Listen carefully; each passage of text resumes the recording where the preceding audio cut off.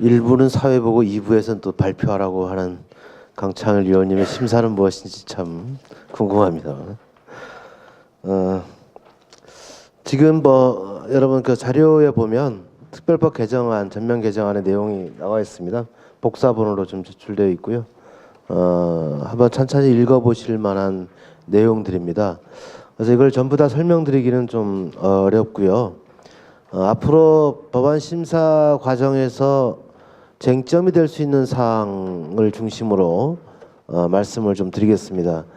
지금 현재 국회 행정안전위원회 법안심사 소위에 올라가 있는 안은 크게 세 건입니다. 강창일 의원님이 작년에 이제 발의했던 의료비 지원과 관련된 내용이 있고요. 그 다음에 제가 작년 12월 19일에 강창일 의원님과 또 더불어서 여야 60명의 의원님들과 공동 발의했던 전부 개정 법률안이 있고요.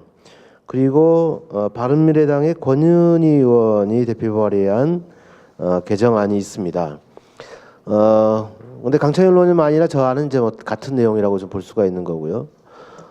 그런데 권은희 바른미래당 의원의 대표 발의안의 내용은 상당한 차이가 있습니다. 그래서 오늘 그 어떤 차이가 있는지 법안 심사 과정에서 어떤 쟁점이 형성될 수 있는지를 중심으로 말씀을 드리겠습니다. 첫 번째는 정의와 관련된 조항입니다. 권은희 의원 안 같은 경우에는 기존의 사담특별법의 정의 조항을 그대로 이제 준용을 하고 있습니다. 예를 들면 제가 말씀드리면 제주 4.3 사건이란 1947년 3월 1일을 기점으로 1984년 4월 3일 발생한 소요 사태 및 1954년 9월 21일까지 저희도에서 발생한 무력 충돌과 그 진압 과정에서 주민들이 희생당한 사건을 서술했던 것이죠. 이제 당시 사회적 분위기에 맞는 정의 조항이었다고 좀 판단되어지고요.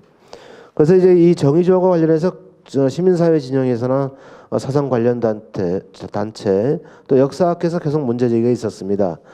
정명으로 가기 위한 단계적 진전이 있어야 하는데 1999년에 만들어졌던 이 정의의 내용을 그대로 우리가 가져갈 것이냐, 그러면 정명으로 다가가기는 더 어려워질 수 있다는 판단이 있었고요.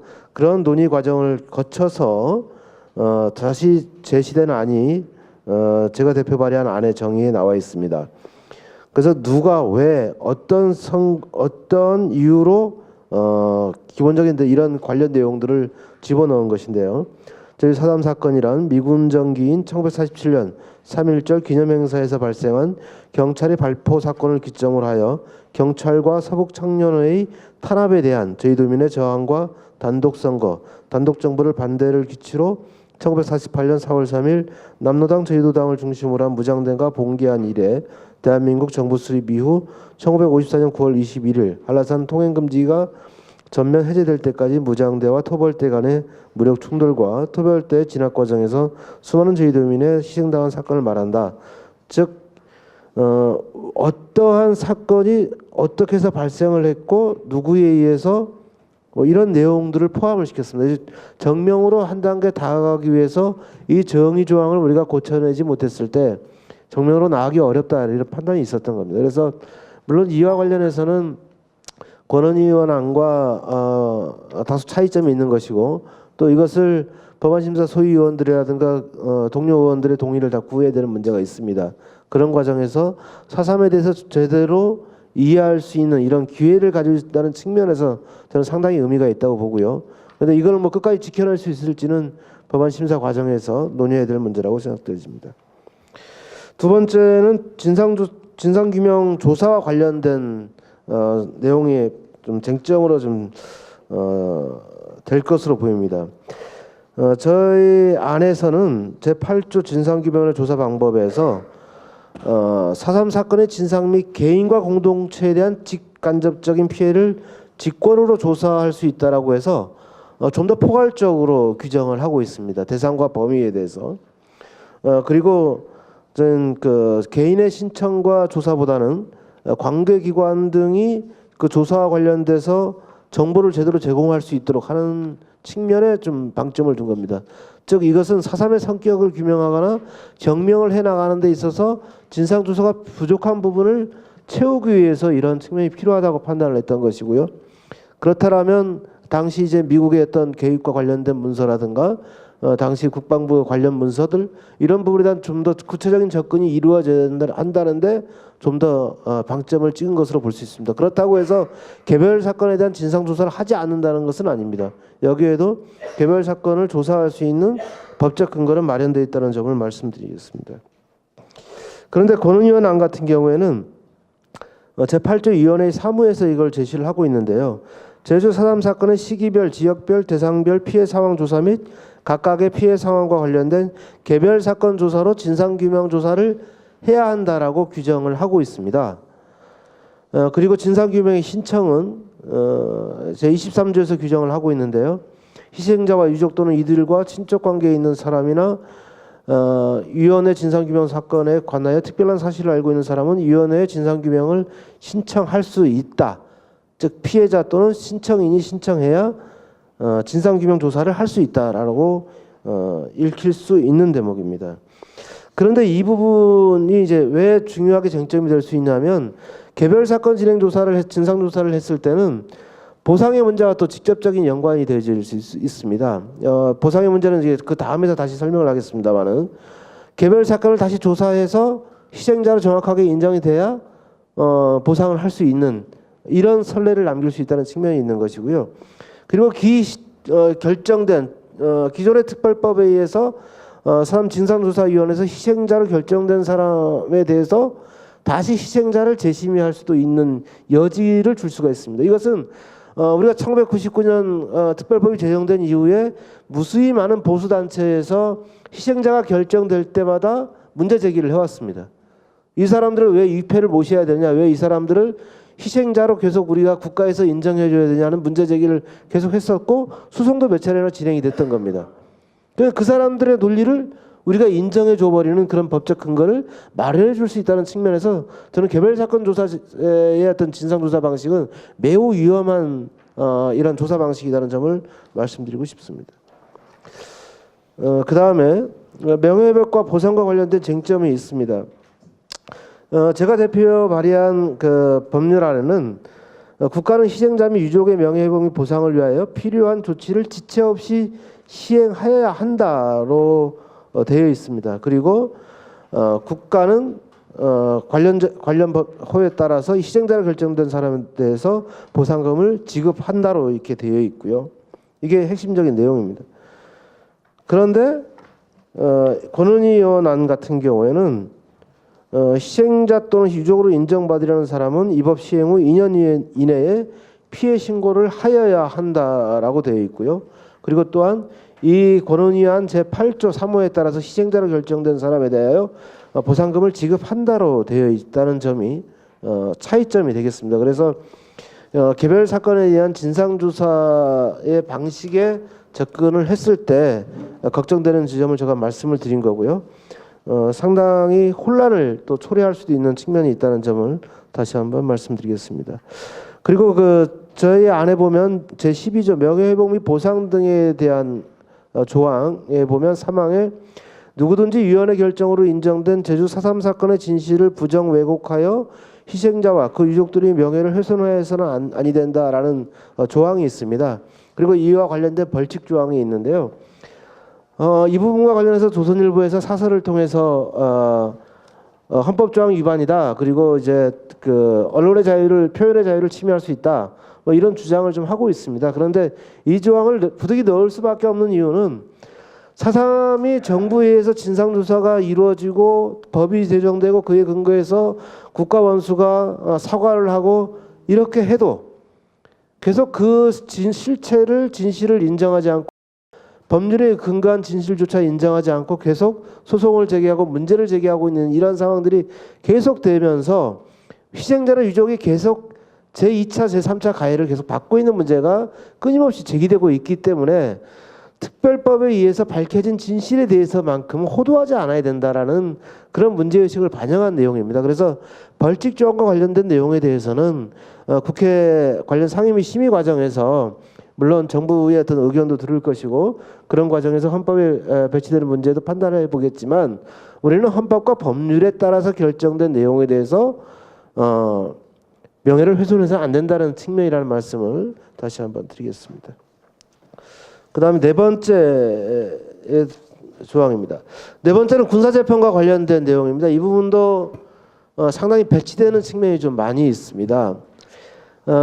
제가 대표 발의한 안에는 제13조 군사재판의 무효를 통해서 1948년 12월 29일에 작성된 제주도 계엄지구 고등군법회의 명령 제20호와 1949년 7월 3일부터 7월 9일 사이에 작성된 고등군법회의 명령 제1-18호 및 각각의 명령서에 첨부된 별지상에 기재된 사람에 대한 각 군사재판은 무효임을 확인한다. 이항 법무부 장관은 재판의 무효를 관보에 게재하고 그 희생자와 유족에게 그 사실을 즉각 통보한다. 이런 내용입니다. 즉 군사재판 자체를 인정하지 않고 있는 조항입니다. 불법적인 군사재판이 정당하지 못한 재판이고 불법적인 군사재판이었기 때문에 이것을 무효화한다. 현행법상으로는 이것을 무효화할 수 있는 명예를 회복시켜 줄 수 있는 방법이 존재하지 않기 때문에 이런 조항을 넣었던 것입니다. 그런데 권은희의원 같은 경우는 제56조에서 희생자에 대한 특별 사면 복권의 건의라고 되어 있습니다. 위원회는 대통령에게 진상이 은폐되거나 왜곡됨으로써 유죄 판결을 받은 사람과 법령에서 정하는 바에 따라 자격이 상실 또는 정지된 사람에 대해서 특별 사면과 복권을 건의할 수 있으며 관계 국가기관은 위원회의 결정 및 건의를 존중해야 한다. 이렇게 되어 있습니다. 즉 이 의미는 뭐냐면 특별 사면과 복권할 수 있다는 얘기는 이미 죄를 인정한다는 얘기입니다. 판결문이 존재했을 때 성립될 수 있는 요건이라고 보여지고요. 그런데 지금 우리가 얘기하는 고등군법회의 명령에 첨부된 별지상에 기재된 군사재판은 판결문도 없는 것이고 재판 과정 기록이 전혀 없는 것입니다. 단지 이 별지라는 수용인 명부에 나와 있는 것에 불과한 사항이기 때문에 특별 사면이나 복권을 할 수 있는 그런 요건이 성립 자체가 되지 않습니다. 그래서 이 부분이 물론 쟁점이 될 수도 있습니다만은 그런데 이미 제가 2월달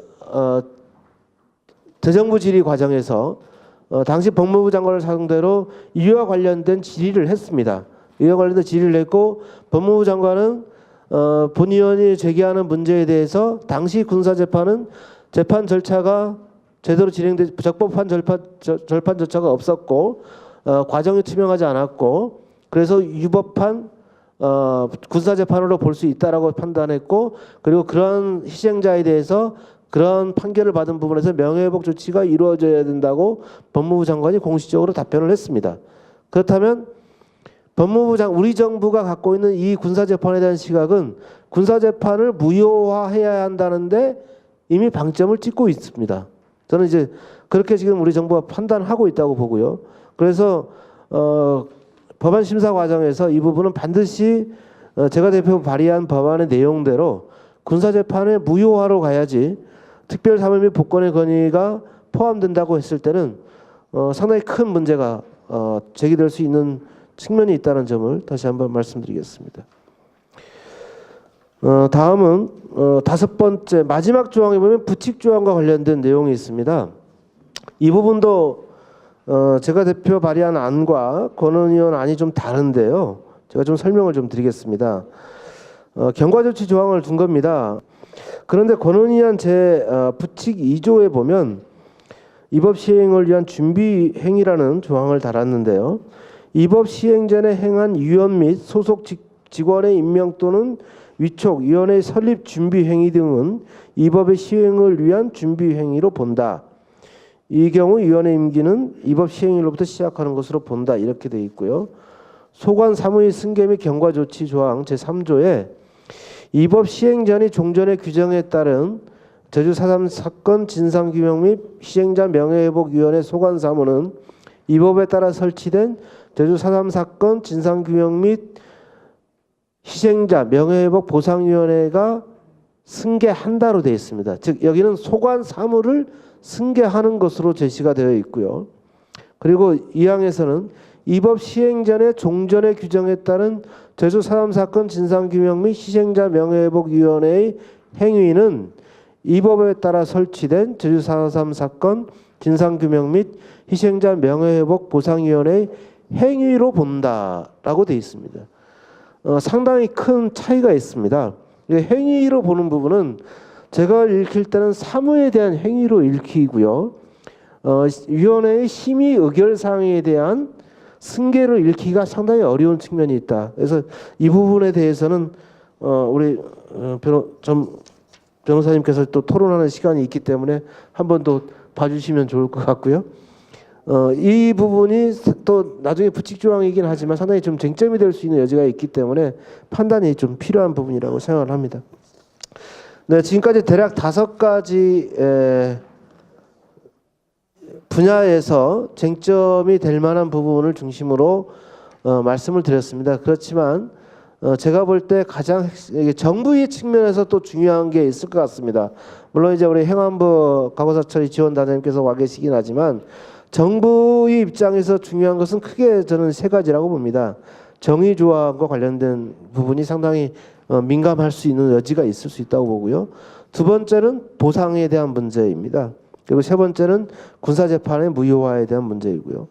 근데 정의조항과 관련해서는 저는 물론 이제 향후 진상조사가 더 보완돼야 되고 더 규명돼야 될 부분들이 남아있지만 1999년 법 제정 당시의 시대적 상황과는 이 문재인 정부의 촛불혁명으로 인한 시대적 그 상황, 문재인 정부의 탄생의 상황, 이런 상황이 반영된 정의로 변화시킬 필요가 있다라고 봅니다. 그래서 그 부분에 대한 상세한 조항 수정에 대해서는 법안 심사 과정에서 또 논의가 되어야 되고 또 정부의 의견도 저는 충분히 반영될 수 여지가 있다라고 저는 생각이 됩니다. 2번째, 보상과 관련해서는 정부 입장은 원칙적으로는 제가 2월달 대정부 질의에서 보상에 대해서는 원칙적으로 찬성한다는 입장입니다. 물론 그렇지만 과거사 전반에 대한 보상의 업무를 처리하기 위해서는 수십조 원, 20조 원 이상이 필요한다는 기재부의 재원 추계가 있었던 것으로 알고 있습니다. 그래서 부담이 있는 건 사실이지만 이번 4.3 70주년을 계기로 해서 개별 특별법에 의해서 규정된 과거사법에 과거사 관련법, 즉 4.3 특별법을 얘기하는 것입니다.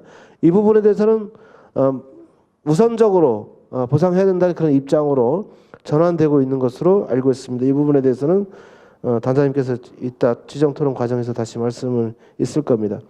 그리고 3번째, 가장 저는 어렵게 생각했던 게 군사재판이었습니다.